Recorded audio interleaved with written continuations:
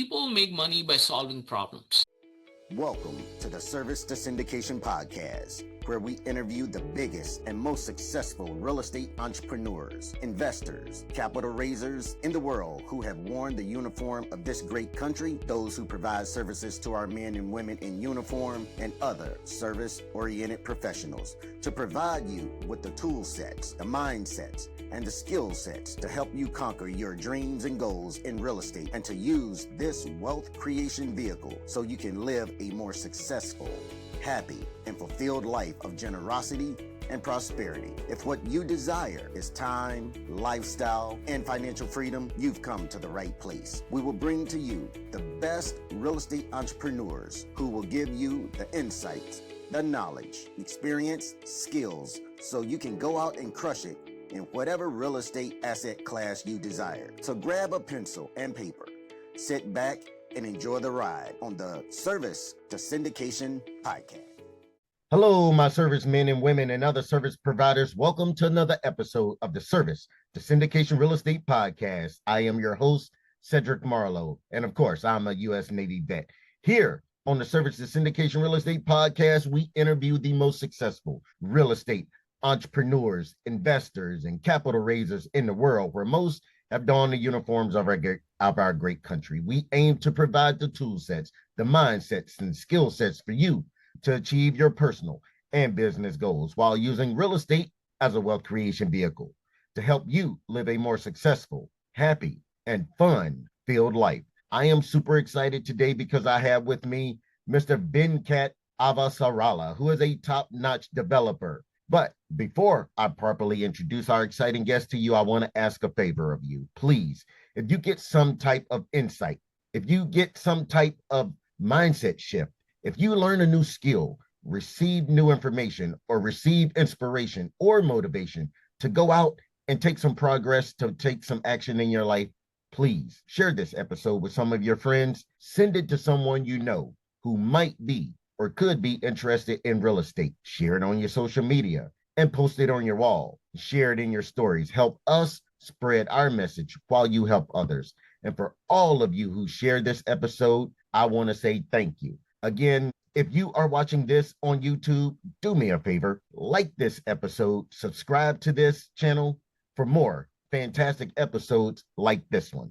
Again, everyone, I have with me Mr. Venkat Avasarala. Venkat is a seasoned real estate professional. His main focus is ground-up development of market-rate multifamily properties and acquiring value-add workforce housing multifamily properties in landlord-friendly Sunbelt states. Venkat is developing 2,700 multifamily units in the DFW, Austin, and Phoenix area. Venkat also acquired 3,600 existing apartment units since 2016. Venkat is managing $150 million in investor equity and has over $900 million in assets under management.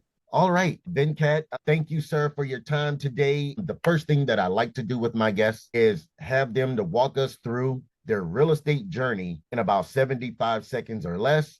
And then we'll start to unpack a lot of that. Sure. Hey, first, thanks for having me, Cedric, and thanks for your service. Didn't know that you were a Navy vet. Very grateful.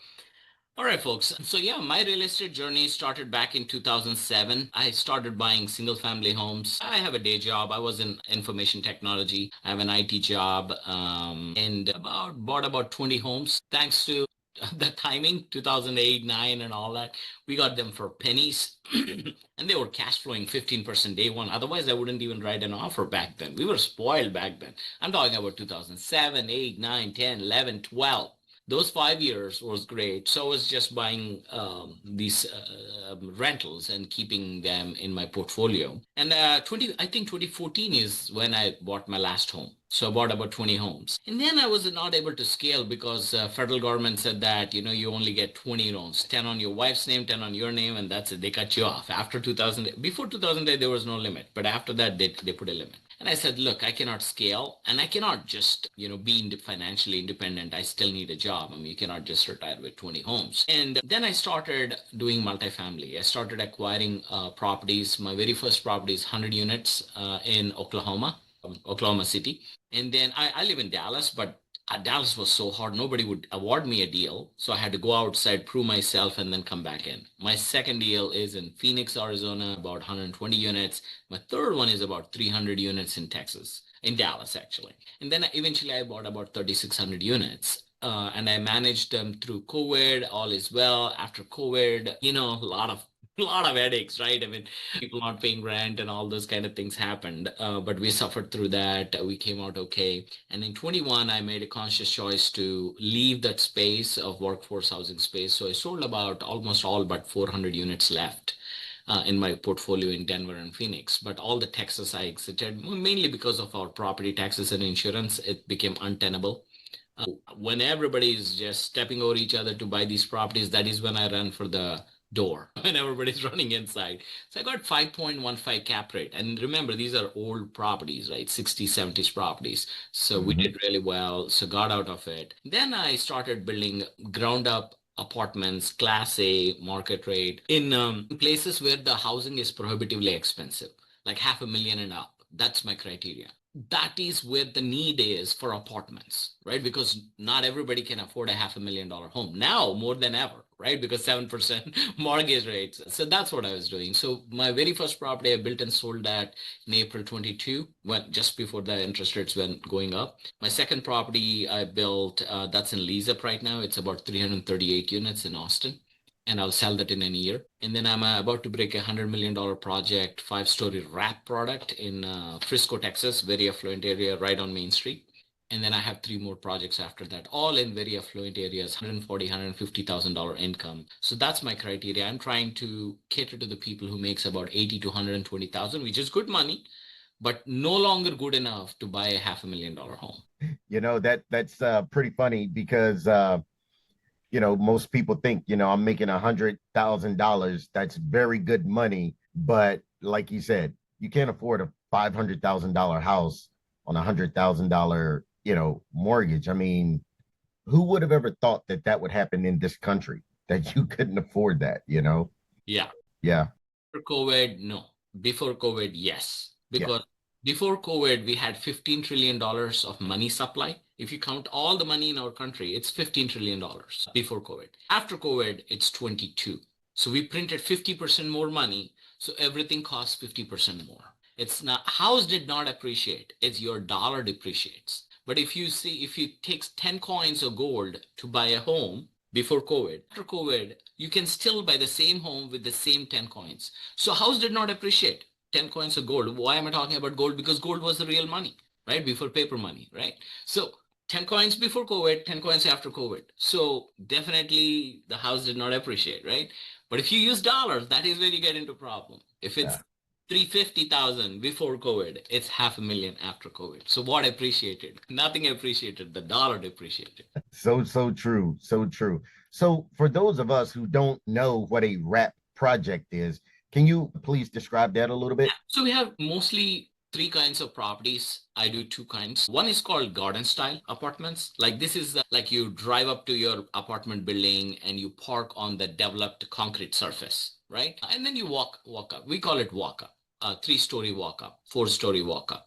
Like they won't allow 5-story walk up. They won't let you walk 5 stories. 4 is as far as they'll let you go. You can put, if you want to go taller, you have to put out elevators and all that. I put elevators in all my, even if it's 3-story, I put elevators in there. I get more rent. Otherwise I have to discount the 3rd-story apartments. Each elevator costs $150,000. There's no reason not to do it. So I do that. So that's garden style, right? That's typical most of the people we see. Now this is the kind of product where you build where the land is not super expensive. If you can buy land for, let's say, $20,000, $25,000 a unit, zoned land, you can do that. But if land cost is like so high, then you just don't have place to put that much parking. Now you have to stack the parking. So that's why you build a garage. But garage is unsightly, right? I mean, you don't want people to see garage.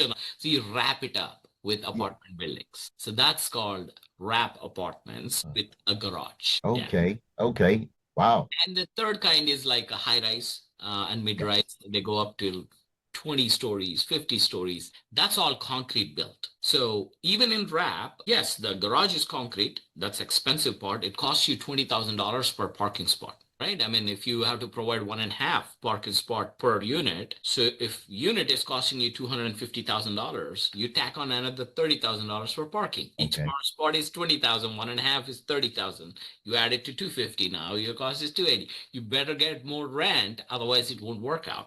That's the wrap story. But you can still Okay. build with stick, right? You can still build with stick up to 5 stories. But if you want to go after 5 stories, it has to be all concrete, right? Okay. I don't do those kind. I mean, there you need, let me put it this way. In Dallas, if you get about $1.75 rents for garden style, it works. You have to get like $2.50 rents for wrap to work. You need to get $4.50 to high rise to work. So as you grow, you get more rent, but then again, your land is more expensive. So you have to match the product for that area. Okay. Got it. Got it. All right. So you transitioned from a successful corporate career in IT to real estate full time in 2018. What was the turning point that made you leap into full time real estate development? So yeah, I kept my IT job all the way into 2018, even though I started real estate in 2007. But what happened is, I took a bank job. It's still IT. I wasn't in banking. I was working for Bank of America at the time. They hired me for this huge project called SAP. SAP is the German product that we implemented over there for bank for all the financial transactions to keep track of things and all that. And that project ended in 2018. And I was a permanent employee and there was nothing to do. I suddenly fell off a cliff, my work. There's nothing to do. Every day you go, you go to the office and then, yeah, I mean, we have something to do, but nowhere close to where it used to be. So I went mad. I went like crazy. It's like, man, I can't do this no more, And I just, one day I got up and say, you know what, I'm going to resign. By the time I have already produced enough income sources from my single family and from my multifamily, Okay. north of $200,000 a year, I mean, it's okay, we can live off this, is what I thought, and then just resigned. And that was a good decision at that point. Okay. Okay. So I hope everybody heard what he said. He kept that corporate job until 2018 to where he was able to live off his Yes. investment before he cut the purse strings and jumped out the window. So make sure you got a parachute, when you're getting ready to jump out the window. Yep. So looking back, how did your technical and corporate background, say like in ERP systems, Fortune 500 environments, help shape your approach to large scale multifamily real estate development? In our job, we do a lot of analytics, right? Back when we were in IT, slicing and dicing data is part of it. And also understanding the whole supply chains. Because unless you understand the business, how can you implement into a system? The system has to mirror the business. So understanding the business end to end and accounting, everything is important. So I approached multifamily when I came in. I started with a model and then started working on it. But again, it's not just punching numbers into the model, right? Garbage in, garbage out. That's what model is. Now, how do you know the quality of the data that you're entering into the model, right? So that is when I started. And I managed my 20 properties myself, right? My single family properties. I used to write leases. I used to get text messages when somebody's toilet wasn't working. Wow. So I managed 20 properties on my cell phone. And what I train my tenants to do is, I want to give you the same day service. I want to treat you as my mother. If my mother calls me and say that, look, my toilet work, I won't say that, okay, I'll see next week. No, it has to happen today. If my AC is not working, this is Texas. It has to happen today. I want to give you that. But I cannot have you calling me. I'll be in meetings and stuff like that, right? I need you to text me the following information. What is the issue? And a picture, if it's relevant, right? And then tell me when you will be home. That's it. Those 3 pieces of information.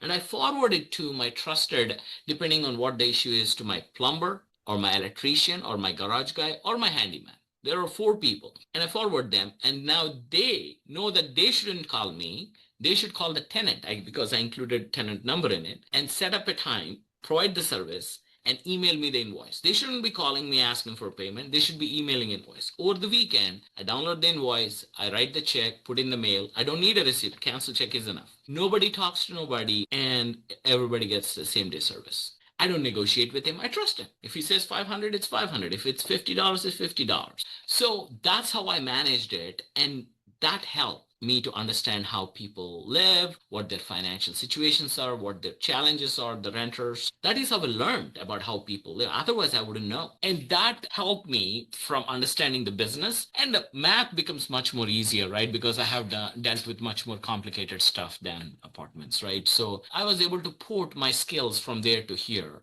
And also conflict resolution, link consensus. Oh, you will get into testy situations because in real estate you deal with so many people, like 20 people has to help you to buy a property or to build. You need 100 people to build a property, different people that you talk to. So how to talk to people, how to build that rapport with them, build a relationship with them. You shouldn't always you should know when to give up and when to press on, right? I mean, give and take kind of a thing. So these are the soft skills, if you will. These are something I was able to port from my day job. Okay. All right. So you've syndicated over 3,000 multifamily units across DFW, Phoenix, and Denver. How has your investment thesis evolved from your first deal to now? Oh, yeah. So my first deal was in 2016, June, 100 units. It's a small $3.5 million projects. I was buying in Oklahoma City. And until COVID happened, I was after yield, right? I want to generate that yield.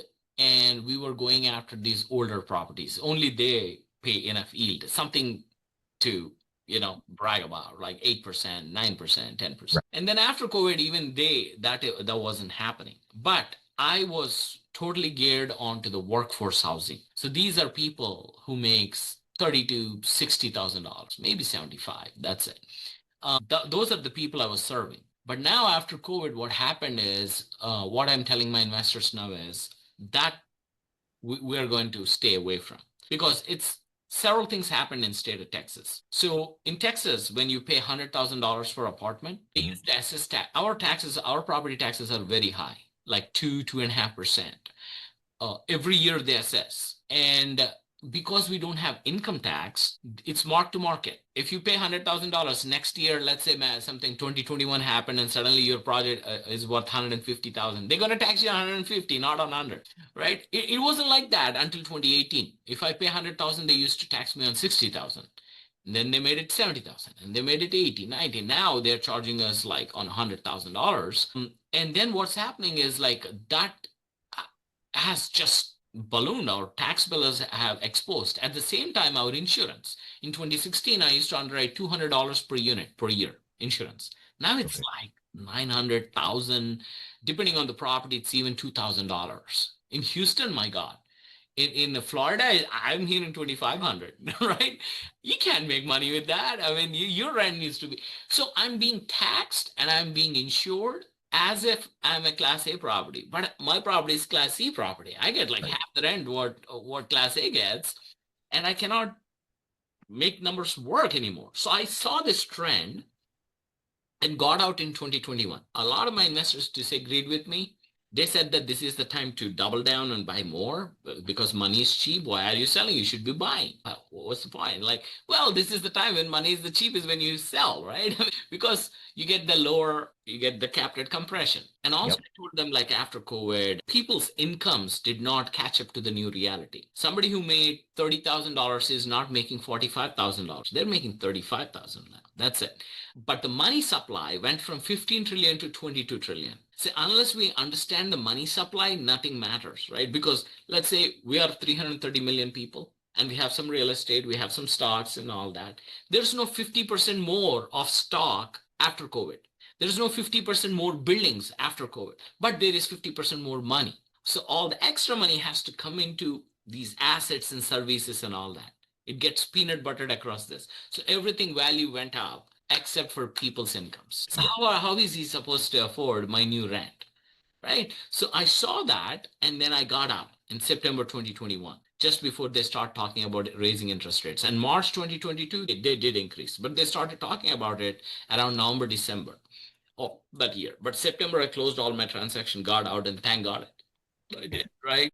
Yeah, now, exactly. My thesis is I'm going to go after people who makes $80,000 to $120,000, and these people either have a college degree or have skill. A plumber, You know how much money they make, plumbers? It's skill, right? I mean, they're not making a whole lot of them. An electrician, right? It doesn't have to be college degree people. I mean, you call them white collar, blue collar, fine. But as long as they make good money, right? I mean, because how will they pay my rent? I know that this year I'm charging you 1,500. In 5 years from now, it'll be $2,000, and you better have $2,000 to pay me rent between now and then. You have to grow your income by 30% in the next 5 years. Not everybody can do it. I'm going to service those people who can do that. Those are the people who with degrees or skills. That's how, my mindset evolved.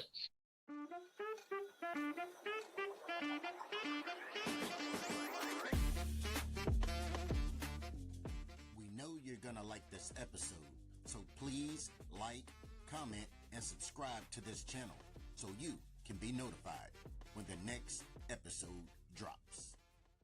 Yeah, yeah. As we were talking earlier before we started recording, that the prices of homes have just, really, to me, shot up. And you just more so explain the fact that what really actually happened is our dollar declined, it decreased in value versus, what actually happened with the price of the home. So now I totally get it, why people now are looking to rent versus buying homes because it's really not attainable anymore. But I like the fact that your investment thesis changed. You were like, okay, I went after this segment at one point, but now let me go to this other segment, those with, as you call it, skills, the skilled people and white collar people who are making a certain amount, 80,000 to 80,000 plus, Yeah. and so that means a lot. And then another thing that I wanted to highlight was one thing that I told you about the various investments that I have. None of them are in Texas nor Florida, and of course it's mainly because of that insurance hit. And the one thing that I didn't know about Texas, and you brought that up, is I know that when you buy a property in Texas, you get hit right away with the property tax, the assessment of whatever it is at that time.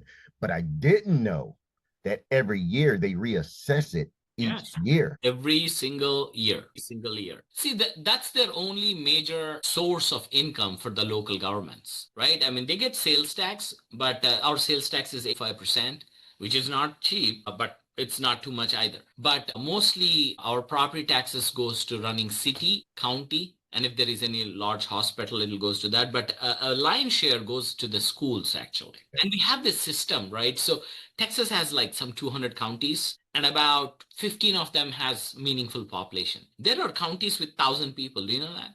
Yeah. A county with just 1,000 people. So Texas has this thinking that no matter where you live in Texas, you should have access to the same quality of education. I don't know why. I mean, come on, right?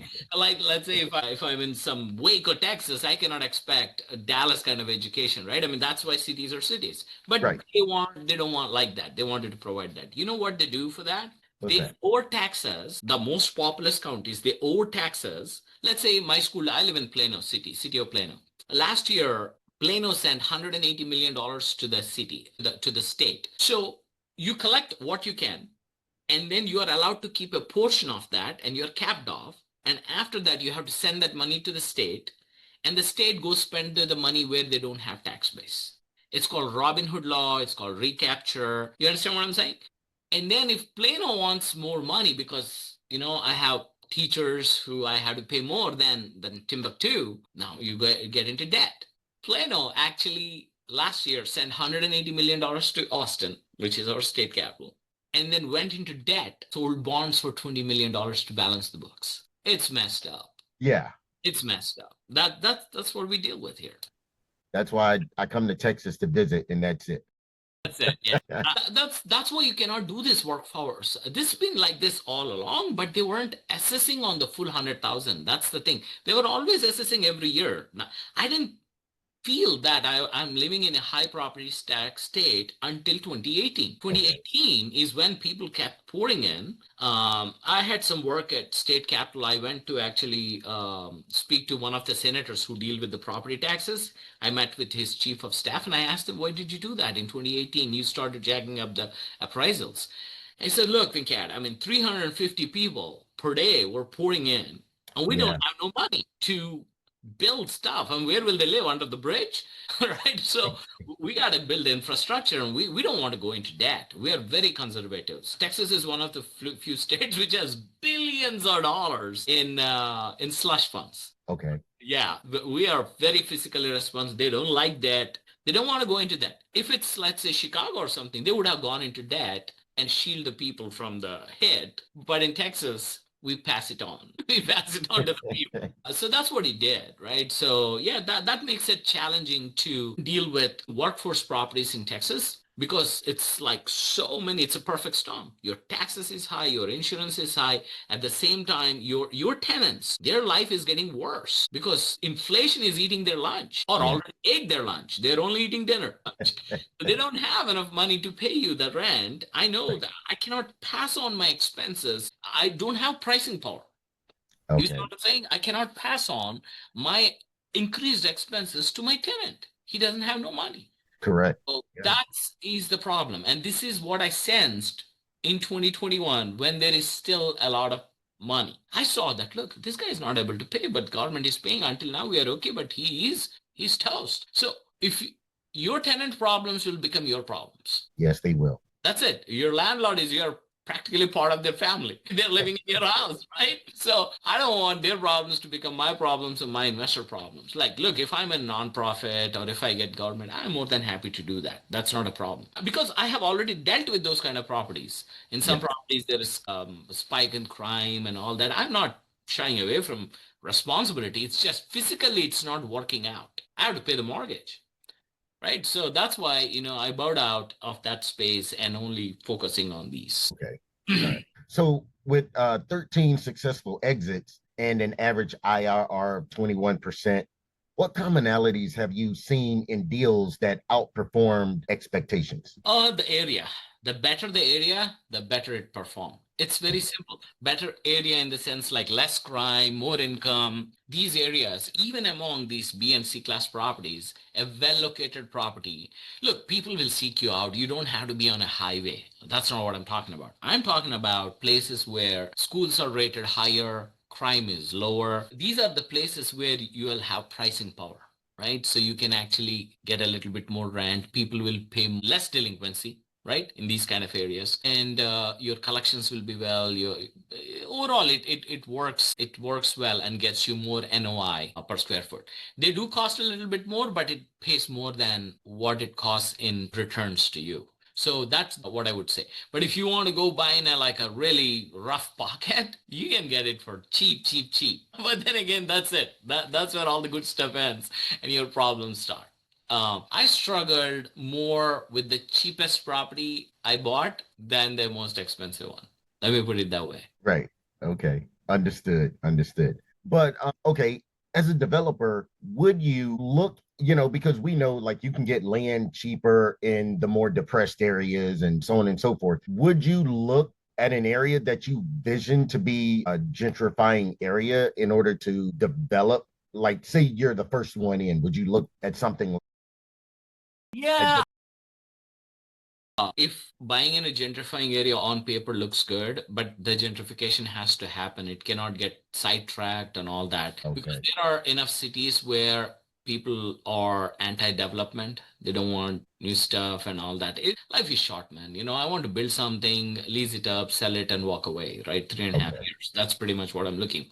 I don't have time to deal with years and years of like stonewalling and community. I have to go talk to community. I'm not built for that. Now, there are companies who does that, right? They take the most challenging things, and there is a NIMBYism also, right? Hey, they're not in my backyard and that kind of thing. I'm not set up to deal with those kind of things. I want plain vanilla things like where there is no opposition. Actually, if anything, I want an invitation, right? So those are the kind of places where I want to go and then solve a need. I just don't want to build just because I want to. People make money by solving problems. Find a freaking problem and solve it, and the money will be made. It'll be an outcome of that, right? So that's why I do what I do. I only build in the most expensive areas where it is just prohibitively expensive to Okay. live there in a house, and that is where I built it. Because look, there is a place called Salina, Texas. It's the fastest growing city in the country. Not many people heard because it's just 50,000, but it's very rapidly growing, very affluent, just north of Frisco. This area,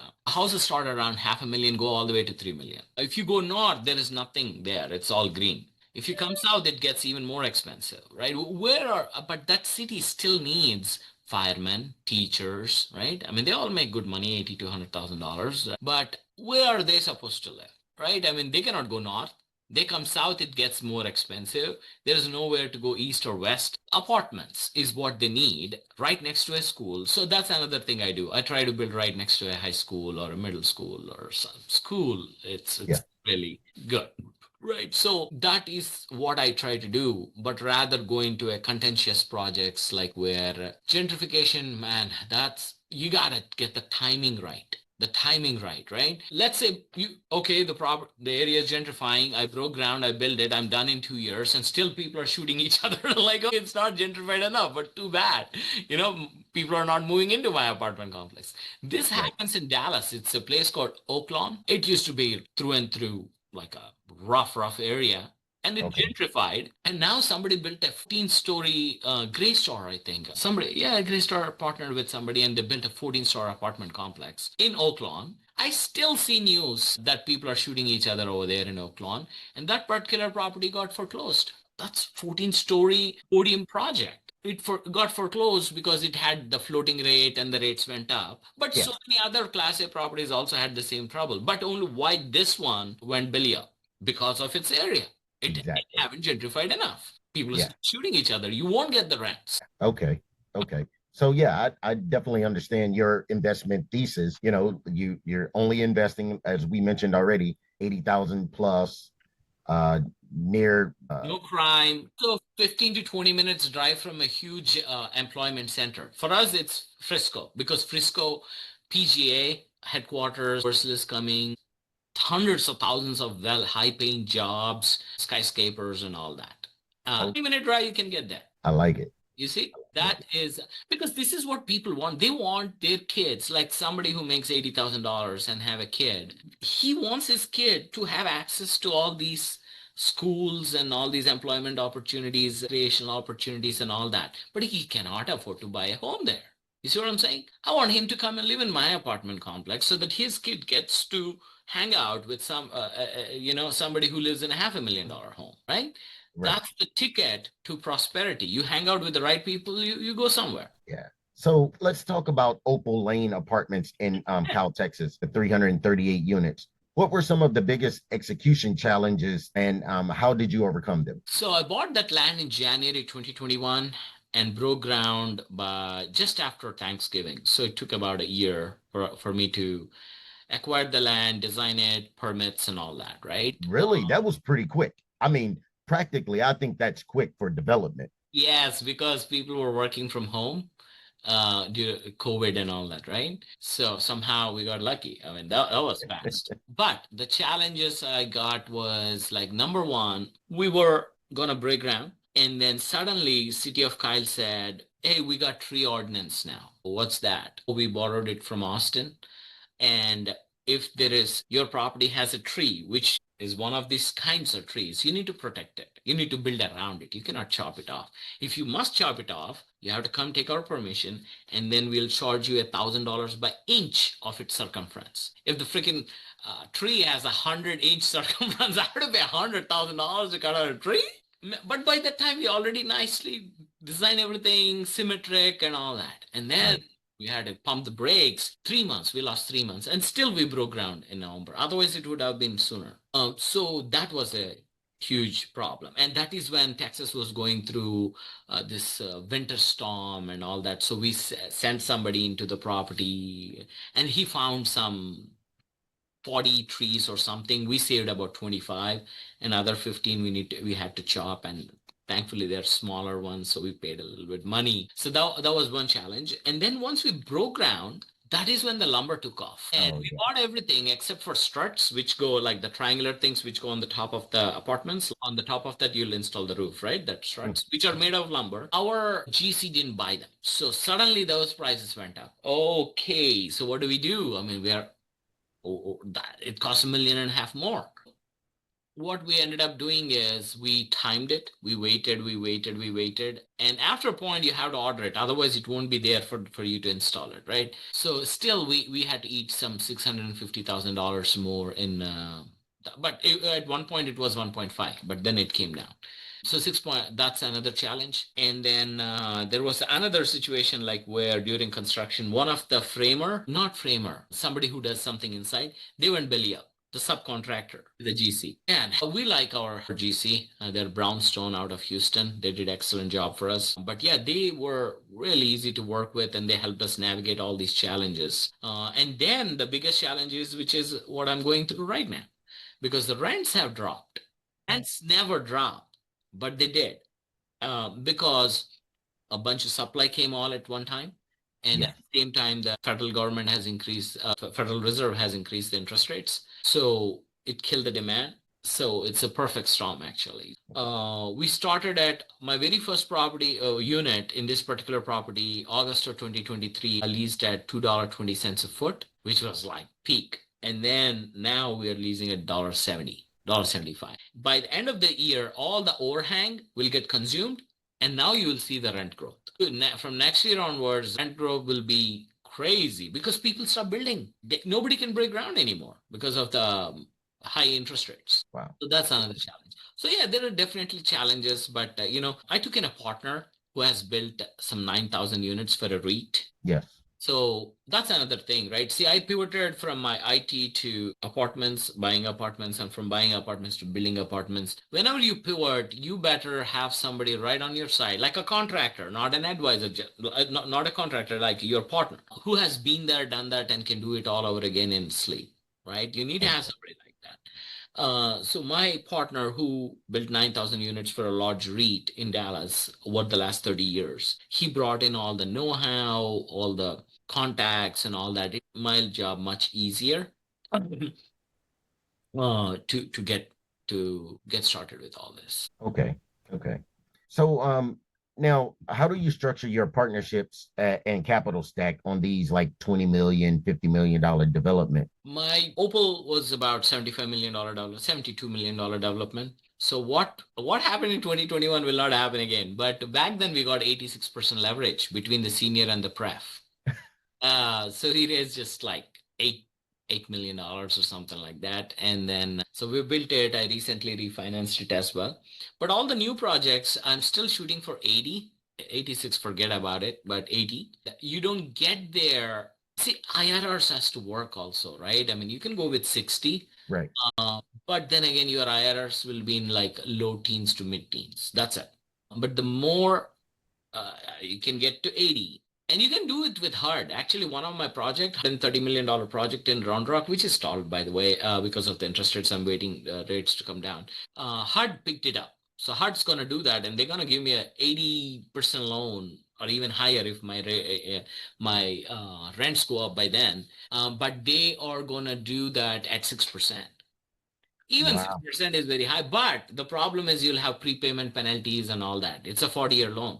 But since I'm not going to plan to keep all these properties, I want to actually, because the biggest value add is the value that you add to the dirt. So you added the value, the dirt becomes apartment complex. Now what incremental, I mean, the needle won't move much, right? Year over year. So I want to sell that, give money back, take that money back, put in a new project, do it again, give it back. So that's what I'm trying to do. I mean, nothing wrong in holding these properties, but Class A properties, man, they don't yield well at all. They are best left for institutions. Right. Okay. Funds and all that. Let them have it. You just build it. Exactly. I wouldn't mind holding a 1980, 1990 property, cash flow okay, not in Texas anymore, but like say in Philadelphia or anywhere. I don't mind holding them as long as you don't have to pay high property taxes, high insurance. Yes. And also, the condition has to be, the tenant condition is very important, right? So you got to be very careful. But right now, I'm not focusing on that. I'm only building up Class A apartments. Build it, lease it up, sell, walk away. Okay. So now, like you said, you're pretty much focusing on multifamily, but Academics Retail Center in Fulshire, Texas is a shift from multifamily. That's a one-off. Yeah. What was your inspiration behind that? So what happened is Full Share is another very affluent place, $140,000 income, median income. I went there to see an apartment complex site, a site to build apartment complex, right? Okay. I put that under contract, and the same seller had this parcel also right next to it. So me and I had another partner back then, and we wanted to try retail. Because retail, the thing about retail is it's like a double-edged sword. But the good thing about is you get in places like that, we are getting $36 rent per year, triple net. What that means is $3 a foot. $3 a foot rent per month, right? Instead of not $2, but $3. And you don't have to pay property taxes, insurance, and common area, right? I mean, think about it, right? It's awesome. So we bought into that thing and we built that one and we leased it. But the problem is like we bought that in December of 2019 and we were supposed to break ground in April of 2020 and we were 60% pre-leased. We were ready to break ground and then the COVID came. And the bank said, you know what, I need you to go back to all the 60% occupied people. I know you wrote leases and all that. I want them to re-endorse them saying that, yeah, now this pandemic happened, I still will lease it from you, right? Nobody would. I mean, how could they possibly be, right? I mean, they don't know what the world will end up. We all going to die or what, right? So, and then I got stalled. So I broke ground in 2021, around July is when we broke ground. We built in about 12, 14 months, leased it up. But it was a good project. I'll do that again. Actually, as a matter of fact, you know, I want, once I work through all the backed up projects I have, I'm going to do quite a bit of retail too. And industrial. I haven't done an industrial yet, not the 200,000 square feet kind, but 10,000, 15,000 square feet flex industrial. Because if you think about retail and all that, it's shell. It's shell. There is no furnishings. There is no kitchen to install. There is no nothing. I mean, you just leave it up to the tenant and you give them money to do the tenant improvement and then they will do it themselves. I mean, you build a shell and you just let them do the rest. I like this. But the problem with the retail is if you are wrong, you will stay vacant for a long time. That's the other side, right? So you better build where the need is really acute. And then so that it quickly leases up, right? And you still get that kind of rents, enough rooftops around to generate enough commerce for somebody to rent that space and pay you $36 a foot. That's the other thing. Because I see like a lot of retail in Plano, like where I live in, still is vacant. In Plano, I mean, this town is full. I mean, that shouldn't be vacant. Absolutely. Absolutely. So you've operated across 3 metros and built in multiple cities in Texas. Where do you see the next wave of opportunity in multifamily development? Okay. Wow. How time has flown. But before I let you get out of here, what legacy are you trying to build? Not just financially, but in the communities you develop and the people you work with. Right. Yeah. Oh, man. Well, Venkat, it has been a blast having you as our guest today. As we close out, please tell our listeners where we can learn more about you, get in touch with you, and learn about all the fabulous things you have going on right now. Awesome. Venkat, again, I want to thank you for your time today and all the wisdom you have provided to my listeners is greatly appreciated. And I want to thank you, our fans, for tuning into the Syndication Real Estate Podcast, where we want to add value to you and your investing business. Please tune into our next episode where we will interview another fantastic investing professional. See you next time.